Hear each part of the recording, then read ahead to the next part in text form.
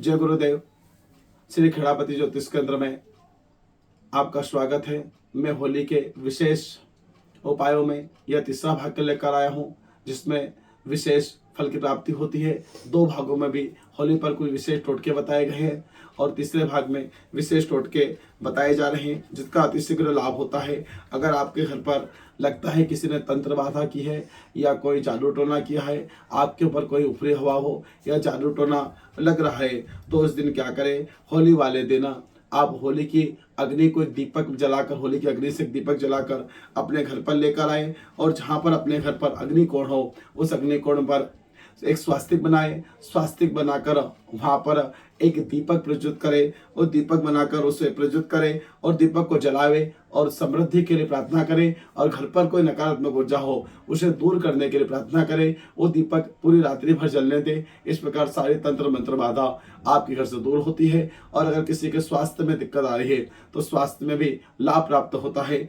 इसके अंतर्गत दूसरा उपाय है कि अगर आप पर कोई लंबे समय से कोर्ट केस चल रहा है, आपके पक्ष में कोर्ट केस का फैसला नहीं आ रहा है, आप निर्दोष हो, उसके बाद भी फैसला आपकी तरफ नहीं आ रहा है, तो आप कोर्ट केस जीतने के लिए यह उपाय करें। अतिशीघ्र लाभ होता है। होली वाले दिन जलती हुई अग्नि में से एक लकड़ी लेकर आए और लकड़ी को अपने घर पर लाए और उसे कोयला बनाए। उस कोयले से लोहे की कील से उस मुकदमे नंबर और जिससे मुकदमा चल रहा है उसका नाम लिख देवे। उसके बाद ऐसे 7 पर्चे बनाए। पुनः नाम लिखने के बाद होलिका जहाँ चल रही वहाँ पुनः जाए और एक एक परिक्रमा करते हुए एक एक पर्ची डाल देवे और होलिका से प्रार्थना करें कि मुकदमा में शीघ्र जीत जाऊं, मेरे पक्ष में फैसला आए। तो अतिशीघ्र आपके पक्ष में फैसला आता है और कोर्ट में आपकी विजय होती है।